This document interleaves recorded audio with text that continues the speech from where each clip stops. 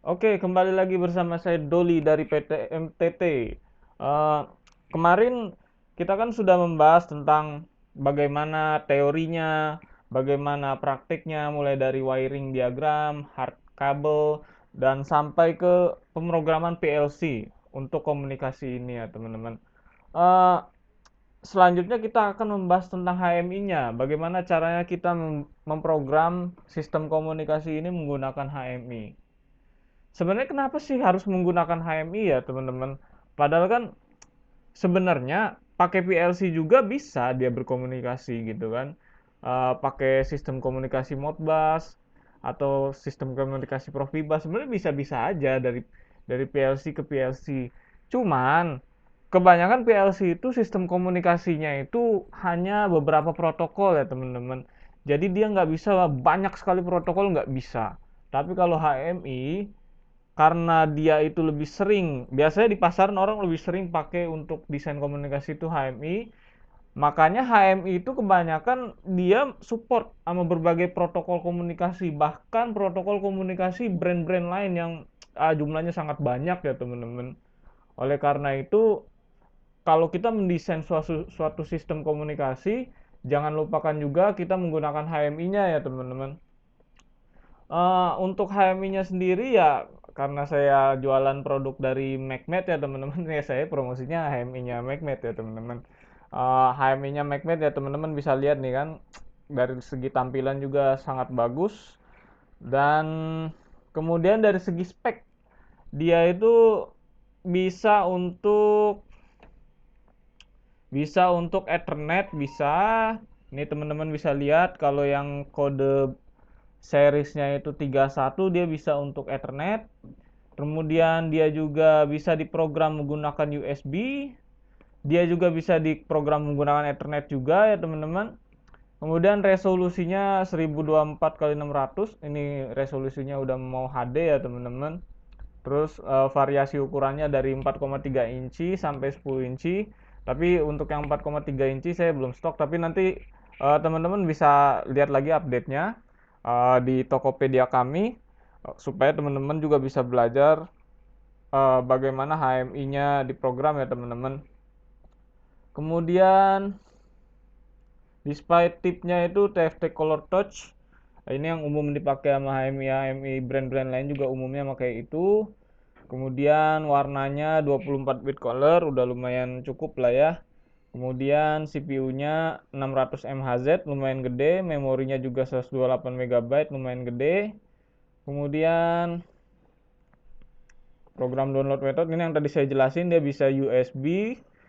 Jadi bisa diprogram pakai USB, bisa juga diprogram pakai Ethernet ya teman-teman. Kemudian untuk serial communication-nya dia support RS232, RS485, RS422, dia support semua itu. Kemudian oh iya, ini portnya ya teman-teman ya, bukan protokolnya ya. Jadi kalau port itu sama protokol teman-teman harus bisa bedakan. Kalau port itu ya adanya biasanya USB, RJ45 yang seperti saya jelaskan pertama kali di awal waktu kita introduction. Ada USB, ada RJ45, ada mini DIN8, ada eh, apa gitu DB9, ada DB44, itu port ya teman-teman. Itu bukan protokol komunikasi. Jadi teman-teman harus bisa bedakan port dengan protokol komunikasi. Kalau port itu dia itu bentuk fisiknya aja gitu ya teman-teman. Bisa aja teman-teman make port RS232 make port DB9 untuk eh, protokol komunikasi RS232 dengan RS485. Jadi bisa dua gitu ya teman-teman. Jadi kalau di sini teman-teman lihat, oh ini portnya 232 485. Sebenarnya maksudnya ini port DB9 ya teman-teman, bukan bukan port bukan port ini, cuma dia biar lebih ringkas saya, oh ini portnya bisa dipakai untuk ini RS232 sama RS485 karena orang-orang biasanya kenalnya itu gitu ya. Gitu. Kemudian power supply dia hemat ya, kurang dari 10 volt sama kurang dari 5 watt. Voltage 24 volt. Kemudian dia juga sudah tersertifikasi oleh CE dan ROS. ROS itu dari Eropa ya, jadi jangan takut soal kualitasnya. Kemudian room operasi temperatur bisa sampai 50 derajat, terus bisa sampai minus juga. Kemudian humidity-nya 10-90% RH, cocok lah untuk situasi di Indonesia ya teman-teman. Kemudian dia punya earthquake resistance juga, dia punya protection level IP65, ini sangat tinggi ya teman-teman. IP65 ini ya, dia tahan debu dan tahan air, tapi jangan diceburin juga ke dalam kolam ya gitu kan, karena itu bukan fungsinya. Kemudian mechanical strukturnya engineering plastik, oke udah semua. Kemudian kaitannya dengan harga, HMI ini yang 10 inci ya teman-teman. 10 inci harganya sudah termasuk PPN 11%, barangnya ori, ready stock, softwarenya gratis. Softwarenya gratis, didukung technical support juga, dan juga training ya teman-teman. Jadi teman-teman jangan takut beli barang ini nggak bisa pakai gitu ya. Pastinya nanti trainingin. Kalau trainingnya sendiri ya bisa dari YouTube teman-teman. Saya bikin ini public, jadi teman-teman bisa lihat di training YouTube saya. Teman-teman juga bisa datang langsung ke perusahaan kami untuk mendapatkan training produk ini ya teman-teman.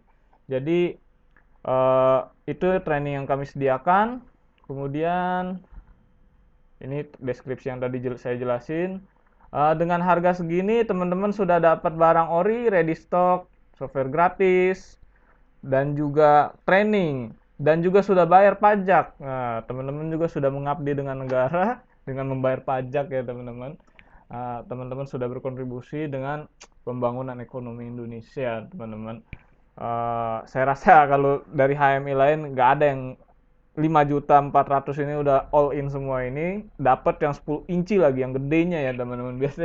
Biasanya nggak dapat 10 inci loh ini ya teman-teman. Oke, kemudian kita lanjut ke bagaimana programming HMI-nya.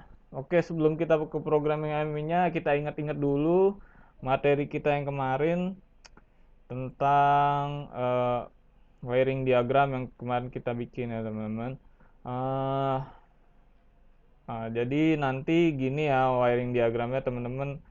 Nanti teman-teman alamat HMI-nya ini untuk protokol Modbus RDU, terus alamat HMI untuk protokol Modbus TCP ini. Kemudian ini yang perlu diperhatikan, nanti kita bikin alamat ini, udahlah nanti aja kita bahas ya. Pokoknya itu saya mau introduction aja, masalah pengalamatan device yang akan dikontrol oleh HMI. Kita buka softwarenya MacView 2. Teman-teman buka softwarenya ini, teman-teman bisa download software ini melalui link di deskripsi yang sudah saya sediakan. Jadi teman-teman nggak usah nyari-nyari lagi. Itu. Oke. Double klik.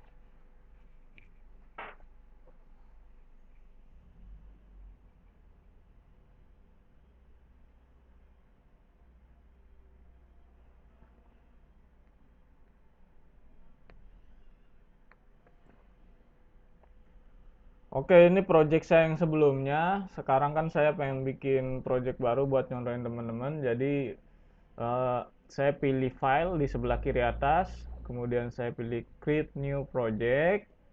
Kemudian saya namain apa ya?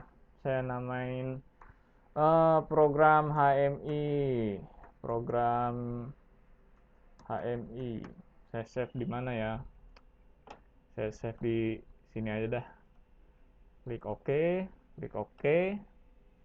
Kemudian ada pilihan, ini mau HMI device-nya tipe apa. Saya milih MZ800TT210 karena kita make yang MZ800TT210. Tahunya dari mana ini ya? Dari sini ya teman-teman. Nanti kalau misalnya teman-teman beli, teman-teman bisa lihat di sini tipenya tipe berapa. Ini tipe MZ800TT210. Kemudian ini kalau teman-teman tahu ya isi, kalau nggak tahu ya nggak apa-apa, nggak diisi gitu kan. Kemudian ini nggak usah diisi, ini by default aja karena kita mau memakainya secara normal gitu kan, tidak dibikin portrait atau dirubah jadi terbalik atau gimana. Kemudian klik next. Kemudian kita pilih yang static IP address, jangan kita pilih yang DHCP ya, nanti IP-nya berubah-ubah. Kita pilih yang static IP address, kemudian kita isi IP-nya, IP untuk HMI ya teman-teman. Jadi HMI teman-teman itu punya alamat gitu. HMI teman-teman itu punya alamat. Lihat di mana ya tadi yang kita sudah bikin. Katanya tadi alamat HMI-nya itu 192.168.130. Oke, 192.168.130. Untuk cara bikin alamat ini bebas ya teman-teman. Yang penting 3 segmen yang di sebelah sini harus sama dengan 3 segmen device yang mau kita kontrol ya teman-teman. Yang di sini ya. Kalau belakangnya ini bebas teman-teman, mau isi 20, mau isi berapa, terserah. Yang penting jangan sama atasnya ya teman-teman. Ini kan 30. Teman-teman jangan bikin 30 juga gitu. Jadi 3 segmen pertama itu harus sama dengan yang di atas. 3 segmen pertama antara device dengan HMI harus sama intinya gitu kan. Kemudian segmen yang terakhir itu bebas teman-teman, isi berapapun ya teman-teman. Oke, kita isi 192.168.130. Subnet mask ini biasa di mana-mana Pak ya teman-teman. Biasanya 255 atau enggak kalau misalnya teman-teman pengen bikin pusing programmer yang mau maintenance ya udah acak-acak aja subnet masknya gitu kan. Gateway-nya udah by default aja karena kita nggak ada hubungan sama IoT ya teman-teman. Ini juga sebenarnya bisa, HMI ini dia relasinya sama IoT dia bisa, cuma kita lagi nggak main IoT dulu nanti ya satu-satu ya teman-teman ya. Kemudian klik next. Klik preface dulu karena kita belum buka port untuk Modbus RTU ya teman-teman. Jadi MacMed MC Series Protocol ini mirip kayak Modbus RTU gitu ya, cuma sih nggak tahu saya, dia bikin protokol sendiri tapi ya dia namanya MacMed MC Series Protocol ya, suka-suka dia ya teman-teman ya. Tapi yang jelas supaya protokol ini bisa masuk ke dalam HMI, teman-teman harus setting portnya ya teman-teman, setting port untuk protokol ini supaya bisa masuk ya teman-teman. Jadi nanti ketika kita program HM itu ada 2 settingan portnya. Pertama port untuk MacMed MC Series Protocol, yang kedua untuk port Modbus TCP/IP Protocol. Sekarang kita setting dulu protokol untuk MacMed MC Series Protocol di COM2 ya teman-teman. Kok pilihnya COM2 ya, baca di sini ya teman-teman. Saya nyetingnya ini untuk itunya COM2 ya teman-teman, bukan COM1 atau COM3. Dia bekerja sebagai apa nih HMI-nya? Dia bekerja sebagai master ya. Makanya saya pilih master. Jadi apa sih master slave itu maksudnya? Master itu yang menyediakan apa ya? Dia itu ya ibaratnya dalam kehidupan sehari-hari kita tuh kalau pengen ngasih perintah ke orang lain kita harus izin ke masternya dulu ya teman-teman. Nggak boleh kalau misalnya kita langsung kasih perintah ke rekan kerja atau siapapun, nggak ada izin dari masternya dulu, nggak ada izin dari bos, langsung aja ngasih perintah, kan nggak gitu ya. Makanya di dalam sistem komunikasi apapun pasti ada yang namanya device slave dan device master. Di sini yang kita topologi kita rancang tadi, HMI ini bekerja sebagai master, sisanya selain HMI ini slave semua, budak semua gitu ya. Apakah dalam satu jaringan ada 2 master? Nggak boleh ya teman-teman. Jadi satu jaringan itu hanya ada 1 master. Kalau misalnya pengen nambah jadi 2 master, jadi 2 bos, bikin jaringan baru gitu bisa. Nanti saya ajarin. Cuma nanti itu urusannya. Yang penting satu sistem itu harus punya 1 master. Dalam hal ini dalam topologi saya, master yang dipakai adalah master dari HMI ya teman-teman. Teman-teman bisa juga sebenarnya master dari PLC juga. Cuma kan seperti yang saya bilang di awal tadi, kalau misalnya yang bekerja sebagai master itu harus device yang paling banyak bisa support protokol komunikasi ya teman-teman. Kalau kalau PLC kan emang dirancang bukan untuk itu ya teman-teman, dia cuma dirancang untuk kontrol ya. Kalau beda sama HMI yang tujuannya untuk antar muka manusia, makanya kemampuan dia untuk protokol komunikasi jelas di mana-mana mau brand apapun pasti HMI yang lebih baik kalau soal protokol komunikasi. Oke, lanjut kembali ke pembahasan kita. Tadi sudah sampai sini kaum 2 di setting jadi master. Manufaktur ini maksudnya tipe protokolnya ya teman-teman. Emang dia nggak tahu nih kenapa nulisnya manufaktur ya, tapi sama aja ya intinya. Tipe protokol kan ada Modbus, CAN bus, Profibus, Ethercat dan lain-lain. Dan setiap brand biasanya punya ya teman-teman, ABB, Delta gitu kan. Terus HCFA, semua dia banyak, setiap brand biasanya punya protokol sendiri-sendiri. Termasuk juga dia punya protokol Modbus. Mana tuh ini protokol Modbus ya teman-teman.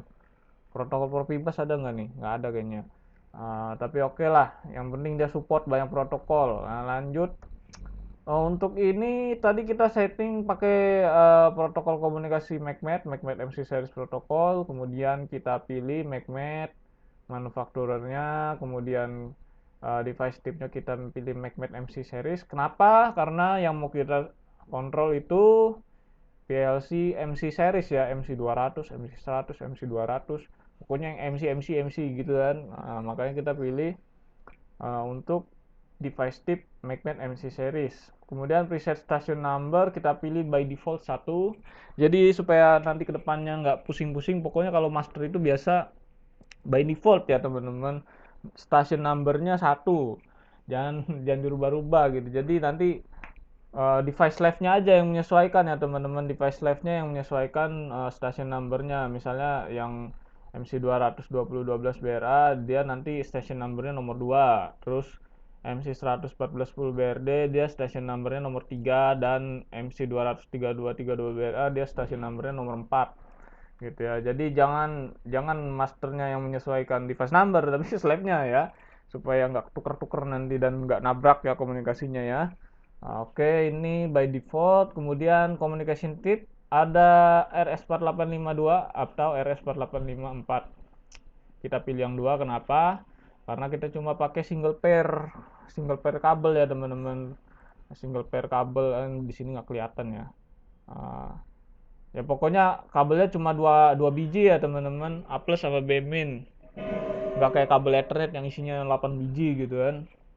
Nah, kemudian kita pilih RS4852. Kemudian baud rate-nya 9600, 8 N1, N non maksudnya singkatan dari non. 8N1. Ini pokoknya ini tuh harus sama nih. Ini nih harus sama ya. Communication setting ini harus sama antara slave PLC slave PLC ini, slave PLC ini, slave PLC ini sama HMI-nya. Soalnya kalau nggak sama nanti lu siapa? Gua nggak kenal sama lu gitu kan kata dia. Makanya harus sama. Kemudian kita klik next. Kemudian kita klik Ethernet PLC karena kita juga pengen pakai protokol komunikasi Ethernet ya, Modbus TCP/IP untuk mengontrol PLC merek lain ya. Kita pakai Modbus TCP/IP. Apa nih? Kita add dulu. Kemudian kita pilih IP-nya 192.168 berapa nih? Kita lihat sesuai dengan rancangan yang sudah kita buat sebelumnya. 192.168.130. Oh bukan 130. Ini tuh Ethernet PLC untuk device-nya ya teman-teman. Jadi kalau yang tadi kan Ethernet, nanti saya jelasin lah. Pokoknya ini untuk device, bukan untuk HMI yang mau kita program ya teman-teman. Jadi kalau untuk device itu nanti alamatnya ya alamat device itu gitu kan. Kalau alamat device-nya 192 yang belakangnya 20 nih. 192.168.120. Copy paste. Nggak usah lah, 192.168.120. Kemudian kita pilih manufaktur atau protokol komunikasinya Modbus. Kita pilih Modbus. Kemudian kita pilih device type-nya Modbus TCP ya teman-teman. Apa sih bedanya TCP sama UDP saya juga kurang tahu ya. Pokoknya intinya yang sering dipakai itu TCP ya teman-teman. Nah, kalau UDP itu jarang dipakai ya. Sama-sama pakai IP cuma jarang gitu kan. Nah, kemudian kita pakai TCP. Ini kita pakai TCP ini tahunya dari mana sih selain dari situ kita tahu ini sering dipakai. Jadi kita baca dulu spek device PLC merek yang lain itu ya teman-teman. Jadi teman-teman harus tahu tuh dia itu support komunikasi apa. Jangan teman-teman pilih Modbus TCP, dia nggak support Modbus TCP gitu ya teman-teman. Jadi nggak bisa dipakai jadinya kan.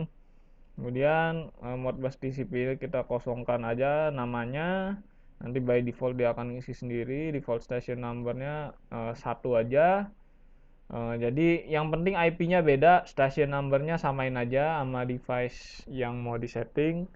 Biasanya satu kalau misalnya by default ya di mana-mana untuk device-nya. Tapi kalau misalnya teman-teman nanti PLC merek lainnya oh bukan satu ya teman-teman ya harus menyesuaikan ya. Pokoknya yang harus beda nih cuma ini doang, IP doang. Yang ini mah harus yang lainnya sama gitu ya teman-teman, harus couple gitu loh. Lu harus kenal gua harus kenal lu gitu. Jangan jangan kau sambungkan device yang dua-duanya itu tidak kenal gitu kan. Ibaratnya dijodohin, jangan, nggak bisa PLC dijodohin ya. Jadi dia harus saling mengenal dulu baru dia bisa saling mencintai gitu kan ya teman-teman.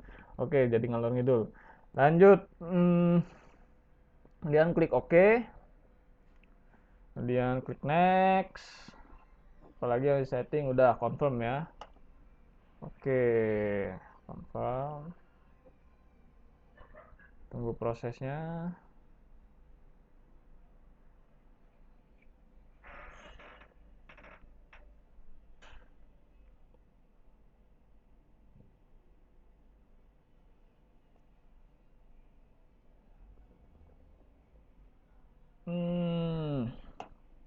Teman-teman bisa lihat ini interface dari software program HMI MacMed, MacView namanya. Teman-teman bisa lihat di sini ada timer, ada grafik, ada macam-macam lah. Teman-teman bisa oprek sendiri. Di sini ada numerik input gitu kan untuk input data analog atau input data word gitu kan. Terus dia juga di sini punya makro. Kemudian dia juga di sini bisa di setting, ya bisa di communication setting, bisa di setting juga gitu kan. Ini untuk komunikasi device, bisa di compile, bisa disimulasi juga. Ini ada nih tool simulasinya. Kemudian teman-teman bisa tambah-tambahkan garis, teman-teman bisa nambahin gambar, pokoknya macam-macam yang bisa dilakuin. Tapi kita nggak perlu semua itu, kita pengen bikin HMI untuk mengontrol 4 device ini ya teman-teman. Seperti ini start stop start stop start stop start stop start stop start stop, ada berapa ini start stop, ada 4 ya teman-teman. Oke, kita bikin 4 kelompok start stop.